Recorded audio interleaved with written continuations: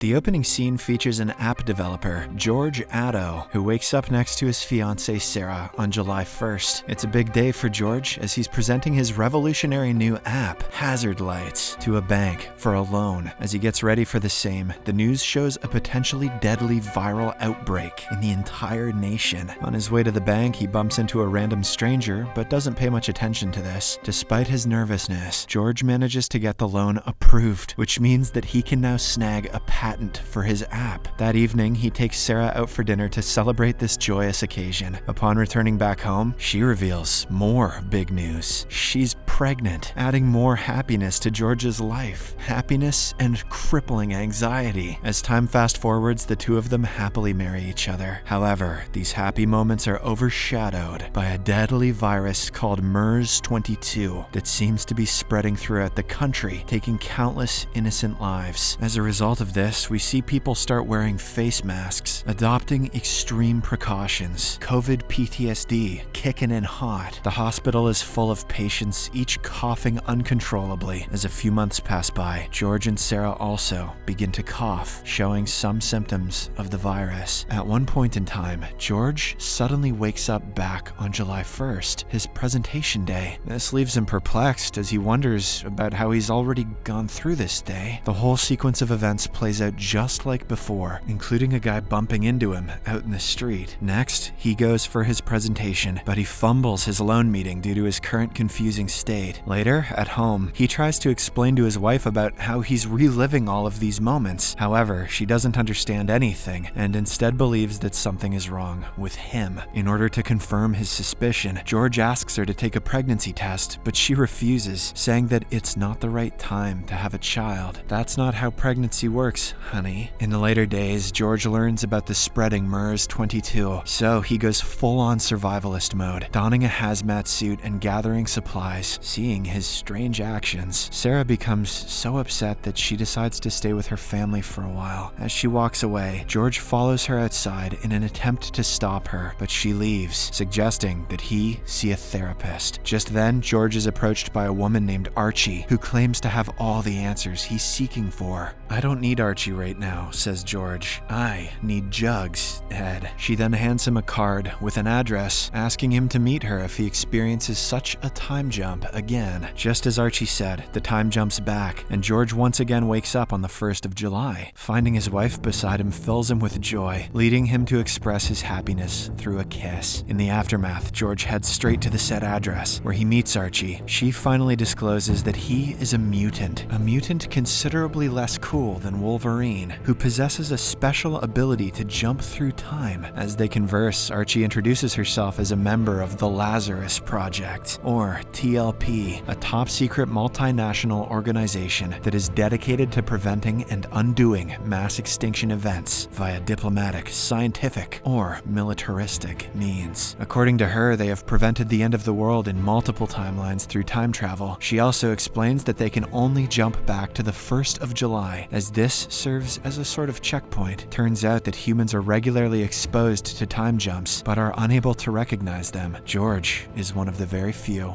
who can. Following this, Archie takes George to TLP headquarters, where she introduces him to the team members, Wes, Greta, Dane, Blake, and another mutant named Shiv. The gang encourages George to join them in their mission to save the world. He initially struggles to grasp all of these revelations at once, but eventually agrees to work for them. However, he keeps all of this hidden from his wife and pretends that he's still working as an app developer. He is still an app developer. He just also has schizophrenia now. The next scene features a montage of George undergoing professional training at the Lazarus headquarters. He partakes in sharpshooting practice and researching on potential extinction-level events. One day, after work, George returns home when his wife asks him to accompany her to a dinner party hosted by one of her colleagues, Carl. George doesn't seem to like Carl much because he always boasts about his wealth and also tries to flirt with Sarah. Despite this, he reluctantly agrees and heads to Carl's place. While dining, Carl asks George for some financial advice. Recognizing this to be a great opportunity to teach him a lesson, George deliberately suggests that he invest in a company whose stock price is actually about to plummet. The following day, George drops Sarah at school where she works as a teacher. Once there, she is approached by Carl, who pulls her aside and demands to speak with George. He claims that her husband purposely made him invest in a sinking ship of a company, resulting in a huge loss. When Sarah insists that they talk about it later, Carl pushes her away. As a result, she is almost hit by a garbage truck, but George saves her in the nick of time. Enraged, he then decides to confront Carl, but Sarah tells him not to create a scene here. Later, at work, the group leader Wes briefs the team about the latest big threat, a nuclear warhead that has been sold on the black market under the name of Big Boy.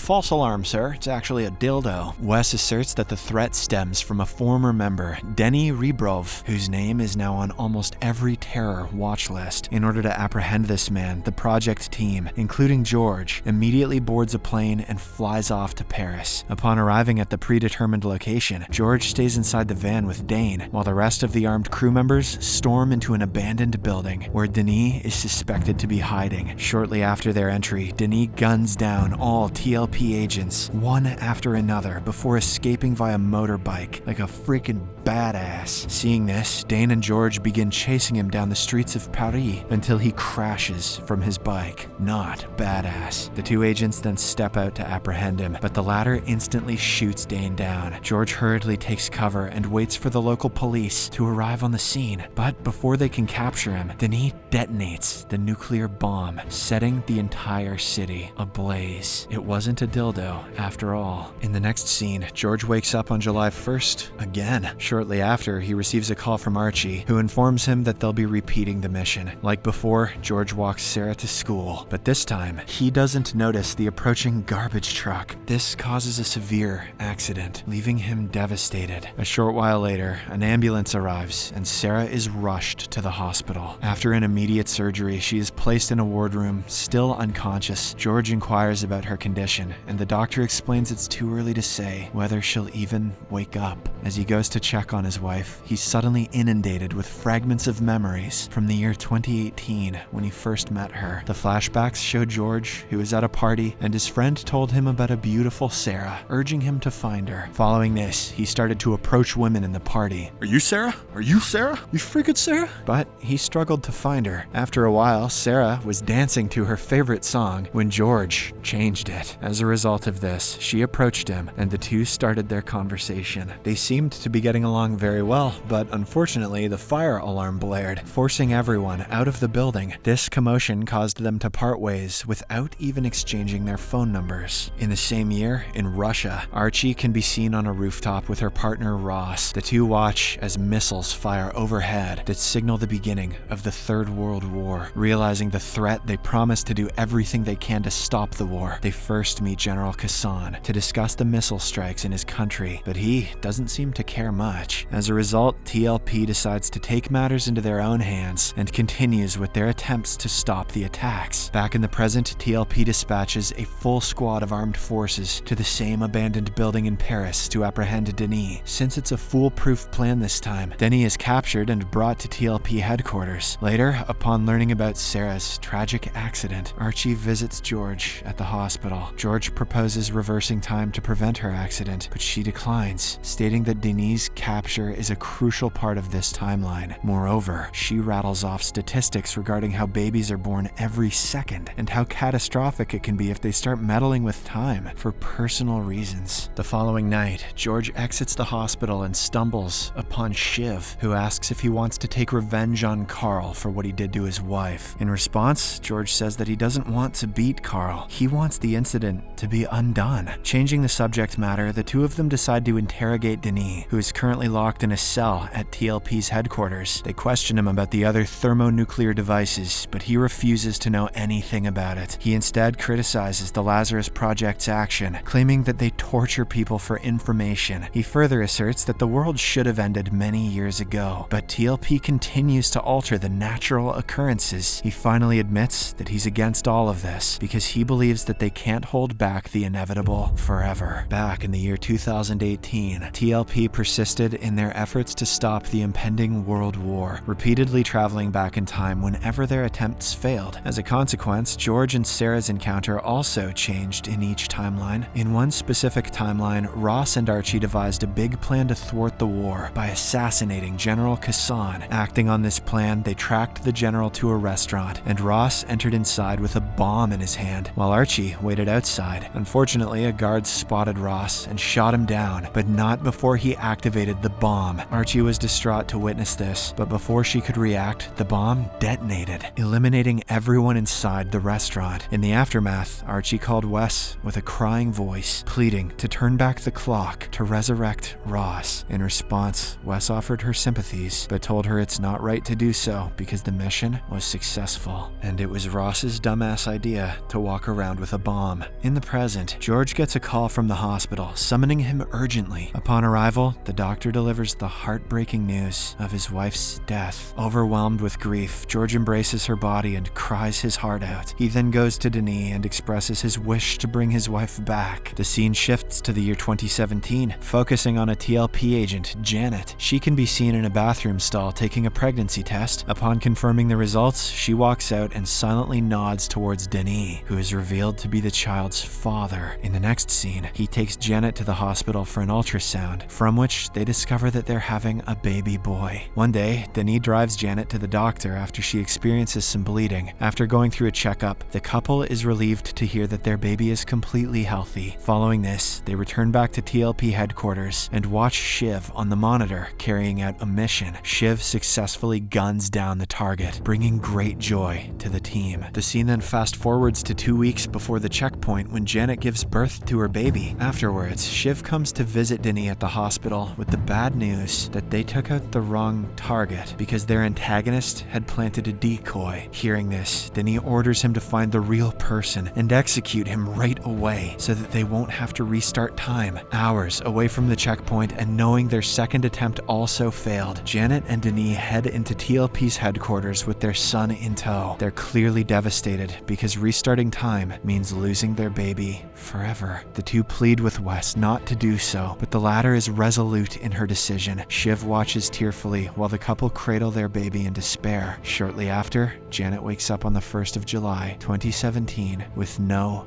baby, leaving her heartbroken. A few months later, Janet is pregnant with her second child, and in this timeline, they're having a baby girl. She gives birth on July 1st, managing to evade the potential risk of time reset. We then cut to the year 2018, when Archie and Ross board a plane to embark on their fateful mission. What transpires next is a montage featuring Janet and Denis enduring the pain of repeated pregnancies and births, while Archie and Ross continually fail in their mission. With each clock restart, Janet finds herself pregnant and gives birth again, making her go through this extremely hard process repeatedly. As a result, this takes an emotional and physical toll on her, and we see life slowly drain from her. At one point, Janet becomes so depressed that she deliberately gets in a car accident with her baby on board. Thankfully, they survive due to the checkpoint. The mission finally completes when Ross sacrifices himself in the restaurant. Despite the situation having settled down, Denis remains unsatisfied with what TLP does. It appears that he has had enough of all the pain that Lazarus is causing. He then barges into Wes's office and demands some answers. When Wes denies revealing any information to him about the time machine, Denis holds her at gunpoint, arguing against playing God. Wes is still reluctant, so he shoots one of the guards, as well as her assistant, in rage. But before the situation escalates further, Shiv intervenes, attacking him from behind. He also has him, but Denis wrestles him and flees the scene. As he drives away, Denis calls Janet and tells her that he's going to end everything. I'm a selfish boy, Janet, and I'm gonna do selfish boy things. Back in the present, George joins Wes and the crew members for a debriefing regarding their next mission, a dangerous organization called the Lost Glory. In cahoots with Denis, is planning to obtain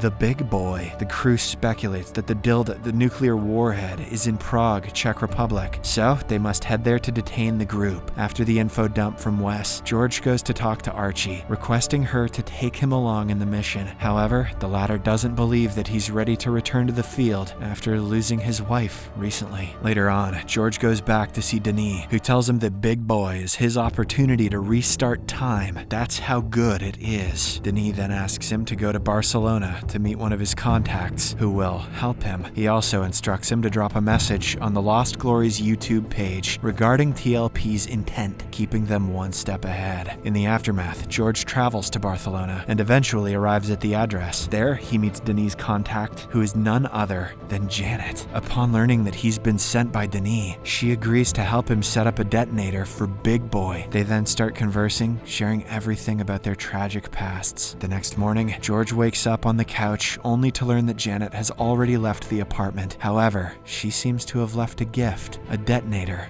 and a message that reads, "I hope you get your girl back." Subscribe for more videos like this, turn on notifications, and leave a like to help the channel out. Thank you for watching.